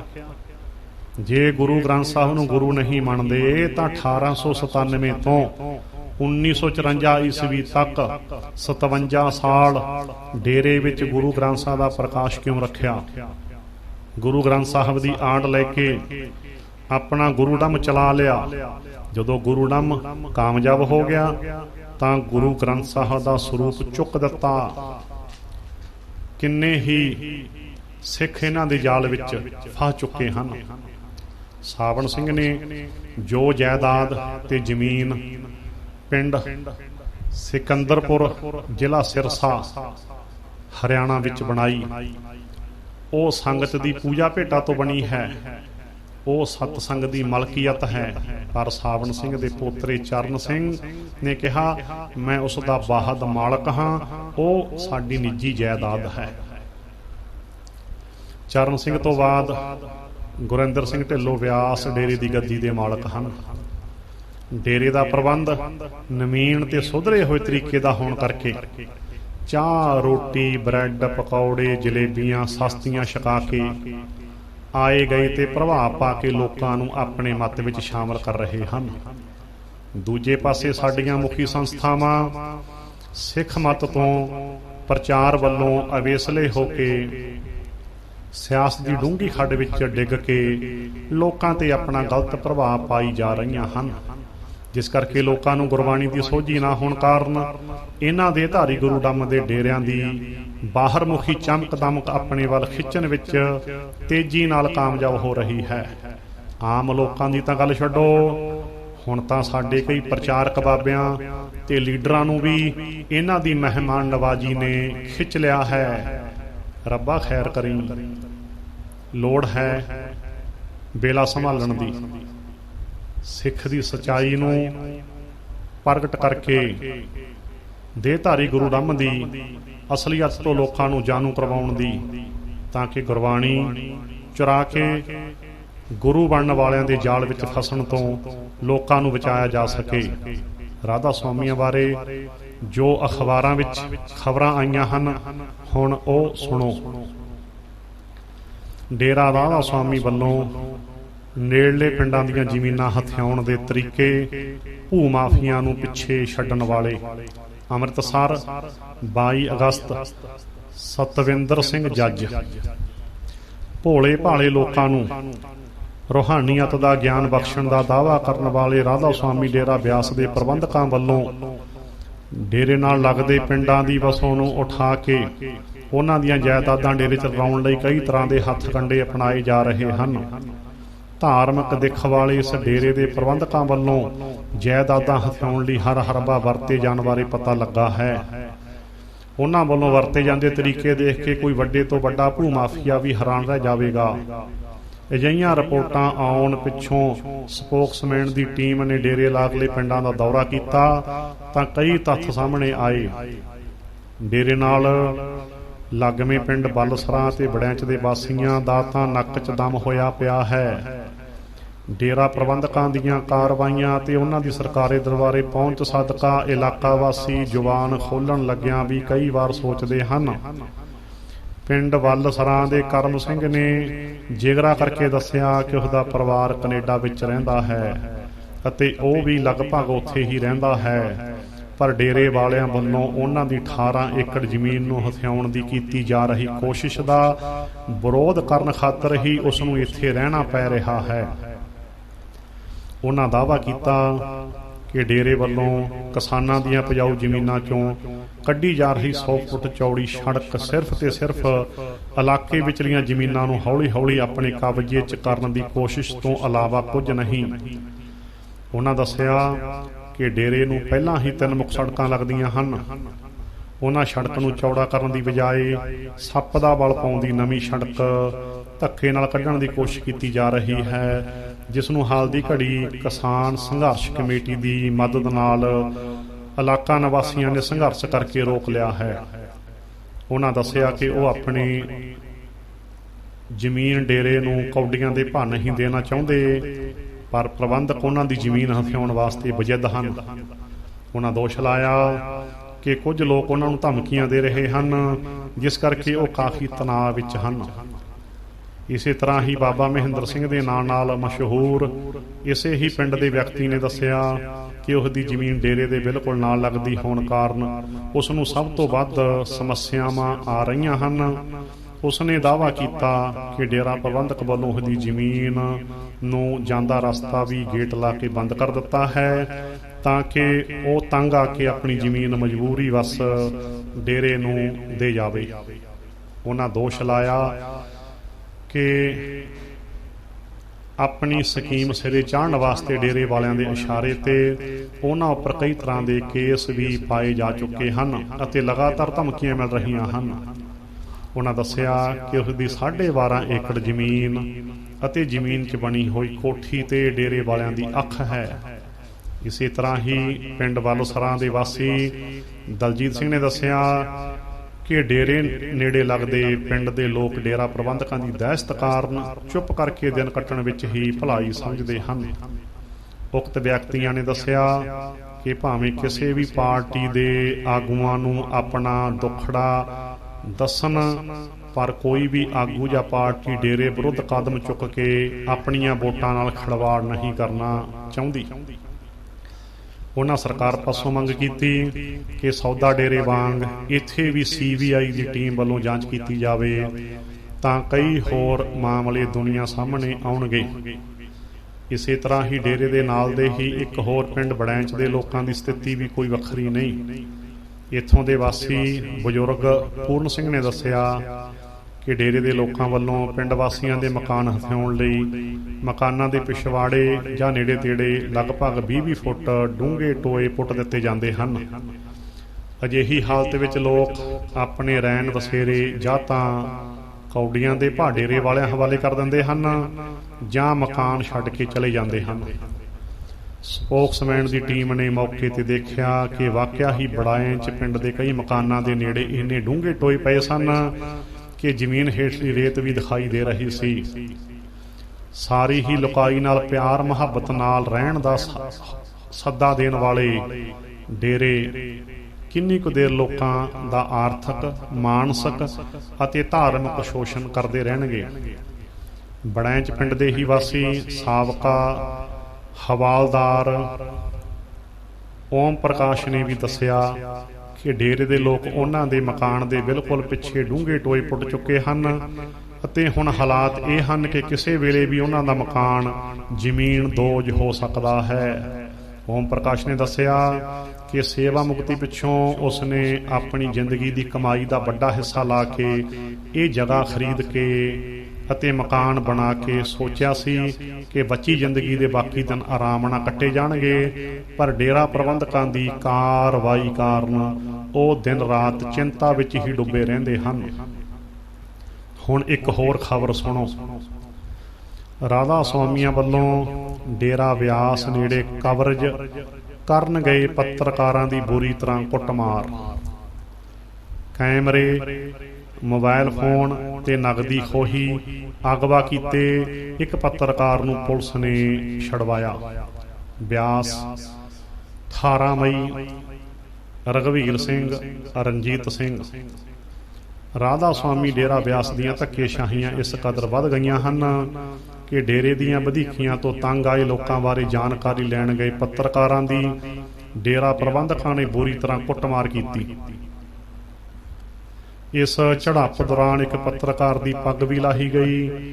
ਇੱਕ ਪੱਤਰਕਾਰ ਨੂੰ ਕਰੀਬ 40 ਫੁੱਟ ਡੂੰਘੇ ਖੱਡ ਵਿੱਚ ਸੁੱਟ ਦਿੱਤਾ ਗਿਆ ਅਤੇ ਉਹਨਾਂ ਦੇ ਮੋਬਾਈਲ, ਕੈਮਰੇ, ਨਗਦੀ ਅਤੇ ਮੋਟਰਸਾਈਕਲ ਤੱਕ ਖੋਹ ਲਏ ਗਏ। ਇਸ ਤੋਂ ਇਲਾਵਾ ਡੇਰੇ ਦੀ ਸਿਕਿਉਰਿਟੀ ਵੱਲੋਂ ਅਗਵਾ ਕੀਤੇ ਇੱਕ ਪੱਤਰਕਾਰ ਨੂੰ ਬਾਅਦ ਵਿੱਚ ਪੁਲਿਸ ਨੇ ਛਡਵਾਇਆ। ਦੱਸਣਾ ਬਣਦਾ ਹੈ ਕਿ ਰਾਧਾ ਸੁਆਮੀ ਡੇਰੇ ਨੇੜੇ ਪੈਂਦੇ ਪਿੰਡ ਬੜੈਂਚ ਵਿਚਲੇ ਜ਼ਿਆਦਾਤਰ ਘਰ ਡੇਰੇ ਨੇ ਖਰੀਦ ਲਏ ਹਨ ਅਤੇ ਜੋ ਲੋਕ ਆਪਣੇ ਘਰ ਦੇਣ ਲਈ ਤਿਆਰ ਨਹੀਂ, ਉਹਨਾਂ ਦੇ ਘਰਾਂ ਨੇੜਿਓਂ 40 ਫੁੱਟ ਤੱਕ ਮਿੱਟੀ ਚੁਕਵਾ ਕੇ ਡੇਰੇ ਨੇ ਲੋਕਾਂ ਨੂੰ ਪਰੇਸ਼ਾਨ ਕਰਨਾ ਸ਼ੁਰੂ ਕੀਤਾ ਹੋਇਆ ਹੈ। ਰੇਤ ਤੇ ਖੜੇ ਹੋਣ ਕਾਰਨ ਅਜਿਹੇ ਮਕਾਨਾਂ ਦੇ ਖਿਸਕਣ ਦਾ ਖਦਸ਼ਾ ਬਣਿਆ ਹੋਇਆ ਹੈ। ਉਕਤ ਵਰਤਾਰੇ ਨੂੰ ਦਿਖਾਉਣ ਲਈ ਅੱਜ ਪੀੜਤ ਪਿੰਡ ਵਾਸੀ ਨਰਿੰਦਰ ਸਿੰਘ ਅਤੇ ਬਲਵਿੰਦਰ ਸਿੰਘ ਆਦਿ ਨੇ ਪੱਤਰਕਾਰਾਂ ਨੂੰ ਬੁਲਾਇਆ। ਜਿਉਂ ਹੀ ਪੱਤਰਕਾਰਾਂ ਨੇ ਤਸਵੀਰਾਂ ਖਿੱਚਣੀਆਂ ਸ਼ੁਰੂ ਕੀਤੀਆਂ ਤਾਂ ਰਾਧਾ ਸੁਆਮੀ ਬਿਕਰਮ ਦੀ ਅਗਵਾਈ 'ਚ ਸੈਂਕੜੇ ਰਾਧਾ ਸੁਆਮੀਆਂ ਨੇ ਉਹਨਾਂ ਉੱਤੇ ਧਾਵਾ ਬੋਲ ਦਿੱਤਾ, ਜਿਸ ਦੀ ਲਪੇਟ 'ਚ ਰਜਿੰਦਰ ਰਿਖੀ, ਦੈਨਿਕ ਭਾਸਕਰ ਅਤੇ ਦਵਿੰਦਰ ਸਿੰਘ ਭੰਗੂ, ਪੰਜਾਬੀ ਟ੍ਰਿਬਿਊਨ ਆ ਗਏ। ਹਜੂਮ ਨੇ ਦਵਿੰਦਰ ਸਿੰਘ ਭੰਗੂ ਨੂੰ 40 ਫੁੱਟ ਡੂੰਘੀ ਖੱਡ ਵਿੱਚ ਸੁੱਟ ਦਿੱਤਾ ਅਤੇ ਰਜਿੰਦਰ ਰਿਖੀ ਦੀ ਕਾਫੀ ਕੁੱਟਮਾਰ ਕੀਤੀ ਅਤੇ ਉਸ ਨੂੰ ਅਗਵਾ ਕਰ ਲਿਆ। ਸਥਾਨਕ ਪੱਤਰਕਾਰ ਭਾਈਚਾਰੇ ਨੇ ਇਸ ਘਟਨਾ ਵਿਰੁੱਧ ਥਾਣਾ ਬਿਆਸ ਤੱਕ ਪਹੁੰਚ ਕੀਤੀ। ਥਾਣੇ 'ਚ ਰਾਧਾ ਸੁਆਮੀ ਡੇਰੇ ਦੇ ਸਿਕਿਉਰਿਟੀ ਇੰਚਾਰਜ RK ਬੇਦੀ ਅਤੇ ਸਰਬਜੀਤ ਸਿੰਘ ਬੇਦੀ ਵੀ ਥਾਣੇ ਆ ਗਏ।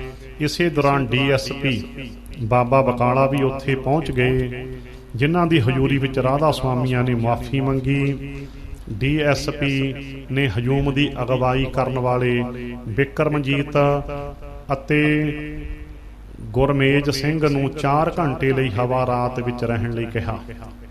ਹੁਣ ਇਸ ਤੋਂ ਅਗਲੀ ਖਬਰ ਸੁਣੋ।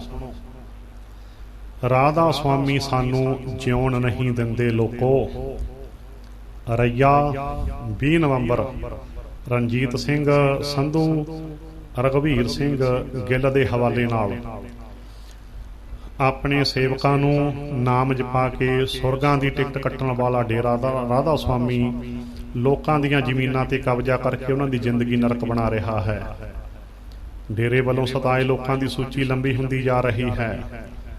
ਡੇਰੇ ਦੀ ਧੱਕੇਸ਼ਾਹੀ ਦੀ ਤਾਜ਼ਾ ਮਿਸਾਲ ਦਿੰਦਿਆਂ ਕਿਸਾਨ ਗੁਰਮੇਜ ਸਿੰਘ, ਜੰਗੀਰ ਸਿੰਘ ਤੇ ਅਵਤਾਰ ਸਿੰਘ ਪਿੰਡ ਬੱਲ ਸਰਾਜ ਨੇ ਦੱਸਿਆ ਕਿ ਅਸੀਂ ਸਾਰੇ ਖੇਤਾਂ ਦੇ ਡੇਰਿਆਂ ਵਿੱਚ ਰਹਿੰਦੇ ਹਾਂ ਤੇ ਸਾਡੇ ਘਰਾਂ ਨੂੰ ਨਹਿਰੀ ਸੂਏ ਦੇ ਨਾਲ ਜਾਂਦਾ ਸਰਕਾਰੀ ਰਸਤਾ ਲੱਗਦਾ ਹੈ।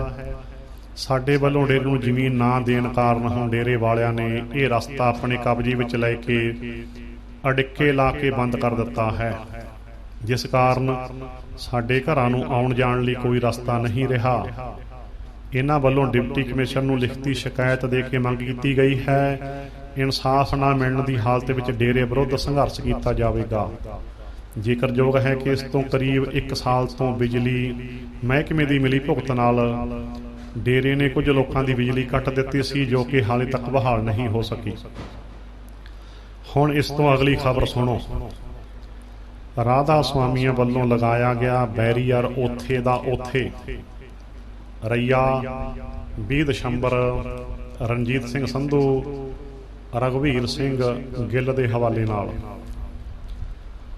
ਡੇਰਾ ਰਾਧਾ ਸੁਆਮੀ ਬਿਆਸ ਵੱਲੋਂ ਪਿੰਡ ਬਲਸਰਾਂ ਦੇ ਨੇੜੇ ਨਹਿਰ ਮਹਿਕਮੇ ਦੇ ਸੂਏ ਨਾਲ ਜਾਂਦਾ ਸਰਕਾਰੀ ਰਸਤਾ ਜੋ ਕਿਸਾਨਾਂ ਦੇ ਡੇਰਿਆਂ ਤੋਂ ਪਿੰਡ ਨਾਲ ਜੋੜਦਾ ਹੈ, ਉੱਪਰ ਗੈਰ ਕਾਨੂੰਨੀ ਢੰਗ ਨਾਲ ਬੈਰੀਅਰ ਲਾ ਕੇ ਰੋਕਿਆ ਗਿਆ ਸੀ, ਜਿਸ ਦੀ ਸ਼ਿਕਾਇਤ ਕਿਸਾਨਾਂ ਵੱਲੋਂ ਡਿਪਟੀ ਕਮਿਸ਼ਨਰ ਨੂੰ ਕੀਤੀ ਗਈ ਸੀ, ਜਿਸ ਤੇ ਕਾਰਵਾਈ ਕਰਦਿਆਂ ਡਿਪਟੀ ਕਮਿਸ਼ਨਰ ਕਾਹਨ ਸਿੰਘ ਪੰਨੂ ਨੇ ਇਸ ਦੀ ਤਫਤੀਸ਼ ਕਰਨ ਦੀ ਤਹਿਸੀਲਦਾਰ ਬਾਬਾ ਬਕਾਲਾ ਨੂੰ ਹਦਾਇਤ ਕੀਤੀ ਸੀ।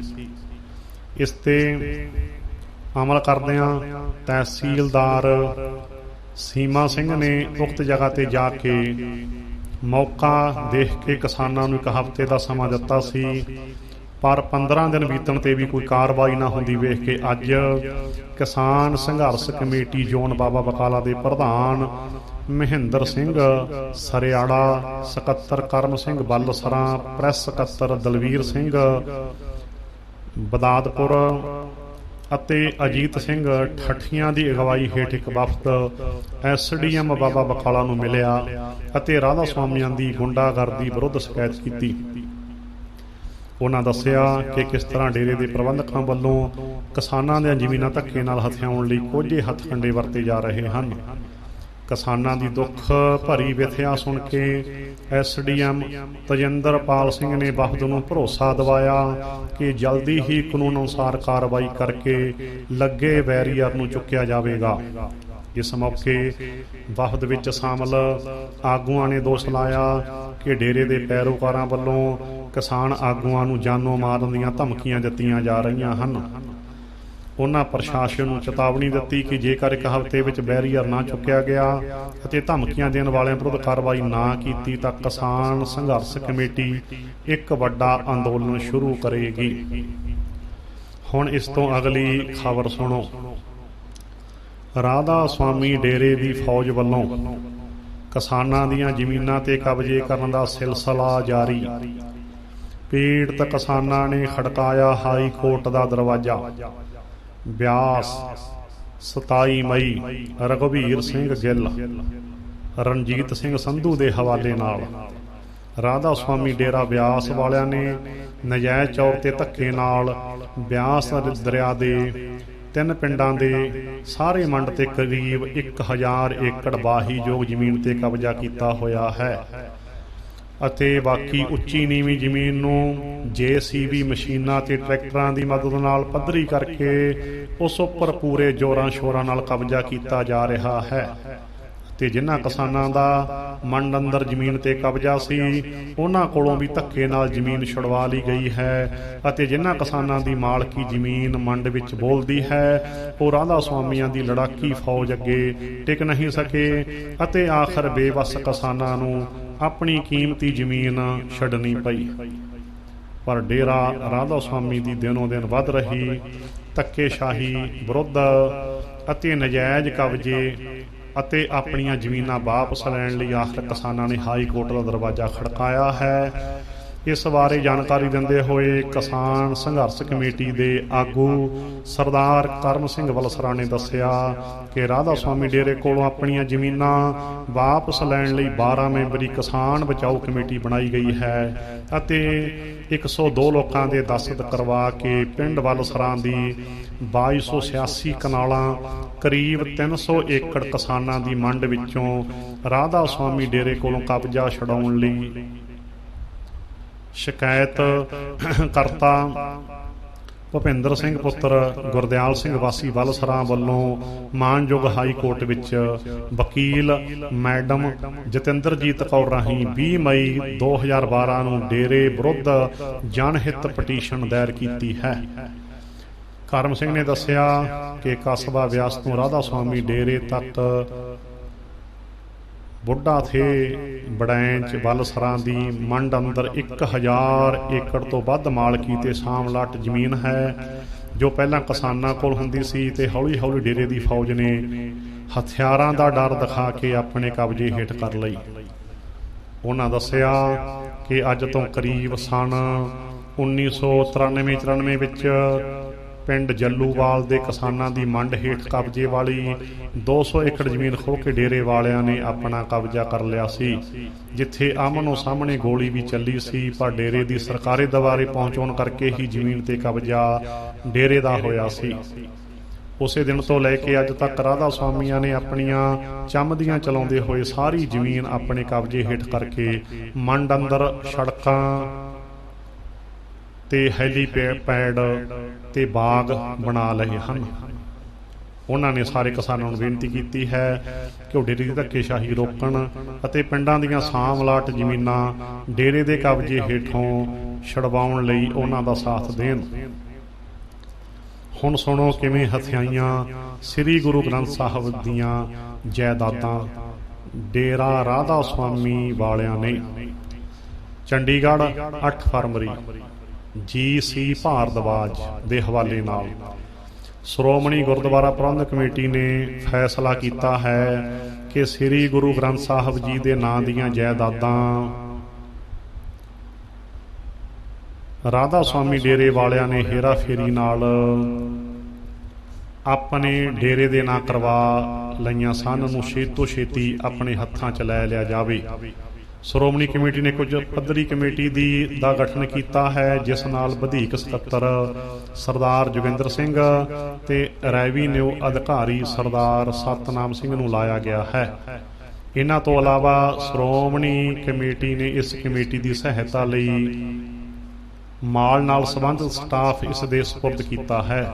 ਸ਼੍ਰੋਮਣੀ ਕਮੇਟੀ ਨਾਲ ਜਾਇਦਾਦਾਂ ਦਾ ਮੁੱਖ ਆਧਾਰ ਬਾਬਾ ਸਾਵਣ ਸਿੰਘ ਦੀ 30 ਨਵੰਬਰ 1937 ਅਤੇ 7 ਜੁਲਾਈ 1942 ਦੀ ਉਸ ਵਸੀਅਤ ਨੂੰ ਬਣਾ ਰਹੀ ਹੈ, ਜਿਨ੍ਹਾਂ ਵਿੱਚ ਉਹਨਾਂ ਨੇ 18 ਜਾਇਦਾਦਾਂ ਦੇ ਵੇਰਵੇ ਦਿੱਤੇ ਹਨ। ਇਹ ਵੀ ਦੱਸਣਯੋਗ ਹੈ ਕਿ ਬਾਬਾ ਸਾਵਣ ਸਿੰਘ ਨੇ ਆਪਣੀ ਵਸੀਅਤ ਵਿੱਚ ਇਹ ਵੀ ਜ਼ਿਕਰ ਕੀਤਾ ਸੀ ਕਿ ਰਾਧਾ ਸੁਆਮੀ ਸਤਸੰਗ ਵਿਚਾਰਨੀ ਸਭਾ ਦਾ ਮੁੱਖ ਉਦੇਸ਼ ਸ੍ਰੀ ਗੁਰੂ ਗ੍ਰੰਥ ਸਾਹਿਬ ਜੀ ਦੀਆਂ ਸਿੱਖਿਆਵਾਂ ਦਾ ਪ੍ਰਚਾਰ ਤੇ ਪ੍ਰਸਾਰ ਕਰਨਾ ਹੀ ਹੈ। ਪਤਾ ਲੱਗਾ ਹੈ ਕਿ ਸ਼੍ਰੋਮਣੀ ਕਮੇਟੀ ਦੀਆਂ 3 ਕਾਰਜਕਾਰਨੀ ਦੀਆਂ ਮੀਟਿੰਗਾਂ ਵਿੱਚ ਇਹੀ ਜ਼ੋਰ ਪਾਇਆ ਗਿਆ ਕਿ ਜਾਇਦਾਦਾਂ ਸ੍ਰੀ ਗੁਰੂ ਗ੍ਰੰਥ ਸਾਹਿਬ ਜੀ ਦੇ ਨਾਂ ਉੱਤੇ ਪ੍ਰਚਾਰਨ ਤੇ ਪਸਾਰ ਲਈ ਦਿੱਤੀਆਂ ਗਈਆਂ ਸਨ। ਜਦੋਂ ਗੁਰੂ ਗ੍ਰੰਥ ਸਾਹਿਬ ਦਾ ਪ੍ਰਚਾਰ ਤੇ ਪਸਾਰ ਡੇਰੇ ਦੇ ਪ੍ਰਬੰਧਕ ਨਹੀਂ ਕਰ ਰਹੇ ਤਾਂ ਇਹ ਜਾਇਦਾਦਾਂ ਛੇਤੀ ਤੋਂ ਛੇਤੀ ਮੁਕਤ ਕਰਵਾ ਕੇ ਸਹੀ ਹੱਥਾਂ ਵਿੱਚ ਲੈ ਲਈਆਂ ਜਾਣ। ਸੋ ਗੁਰੂ ਪਿਆਰੀ ਸਾਧ ਸੰਗਤ ਜੀਓ, ਇਹ ਹੈ ਰਾਧਾ ਸੁਆਮੀਆਂ ਦੀ ਅਸਲੀਅਤ। ਇਸ ਸਾਰੀ ਵਿਚਾਰ ਨੂੰ ਨਿੰਦਾ ਨਾ ਸਮਝ ਲੈਣਾ, ਇਹ ਸੱਚ ਹੈ। ਨਿੰਦਾ ਹੁੰਦੀ ਹੈ ਅਣਹੋਈ ਗੱਲ ਕਰਨੀ। ਇਹਨਾਂ ਦੇ ਥਾਂ ਥਾਂ ਬਣੇ ਡੇਰਿਆਂ ਵਿੱਚ ਕਿਸੇ ਨੂੰ ਖਾਣਾ ਨਹੀਂ ਮਿਲਦਾ, ਕਿਸੇ ਰਾਹੀ ਪਾਂਧੀ ਨੂੰ ਕੋਈ ਆਰਾਮ ਨਹੀਂ ਮਿਲਦਾ। ਕਿਸੇ ਰਾਹੀ ਨੂੰ ਪਾਣੀ ਤੱਕ ਨਹੀਂ ਮਿਲਦਾ। ਸਿਰਫ ਚਾਰ ਦੀਵਾਰੀਆਂ ਮਾਰ ਕੇ ਧਰਮ ਦੇ ਨਾਂ ਤੇ ਉਪਜਾਊ ਜ਼ਮੀਨਾਂ ਨੂੰ ਰੋਕਿਆ ਹੋਇਆ ਹੈ। ਇੰਨੀਆਂ ਵਿਚਾਰਾਂ ਕਰਦੇ ਹੋਏ ਦਾਸ ਪੰਥ ਪ੍ਰੀਤ ਸਿੰਘ ਇੱਥੇ ਹੀ ਸਮਾਪਤੀ ਕਰਦਾ ਹੈ। ਜਿਸ ਨੂੰ ਇਹ ਸੀਡੀ ਮਿਲੇ ਉਹ ਇਸ ਦੀਆਂ ਹੋਰ ਸੀਡੀਆਂ ਬਣਾ ਕੇ ਆਪਣੇ ਭੈਣਾਂ ਭਰਾਵਾਂ ਨੂੰ ਪਹੁੰਚਾਵੇ, ਤਾਂ ਕਿ ਸਾਡੇ ਭੈਣ ਭਰਾ ਕੱਚੇ ਗੁਰੂਆਂ ਦੇ ਜਾਲ ਵਿੱਚ ਫਸਣ ਤੋਂ ਬਚ ਸਕਣ। ਵਾਹਿਗੁਰੂ ਜੀ ਕਾ ਖਾਲਸਾ, ਵਾਹਿਗੁਰੂ ਜੀ ਕੀ ਫਤਿਹ।